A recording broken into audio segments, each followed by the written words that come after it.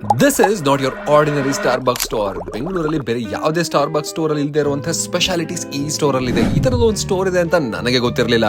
Welcome to Starbucks Vittal Mallya. ಇಡೀ ಬಂಗ್ಲೆನ ತಗೊಂಡು ಸ್ಟಾರ್ಬಕ್ಸ್ ಆಗಿ ಕನ್ವರ್ಟ್ ಮಾಡಿದ್ದಾರೆ. One of the biggest stores in India. ಇದೇ 2025 ಜಾನ್ವರಿ ಇಂದ ವರ್ಲ್ಡ್ ಕ್ಲಾಸ್ ಕಾಫಿ ಹಾಗೂ ಫುಡ್ ನ ಆಲ್ ನ್ಯೂ ಮೆನ್ಯೂ ಶುರು ಮಾಡಿದ್ದಾರೆ.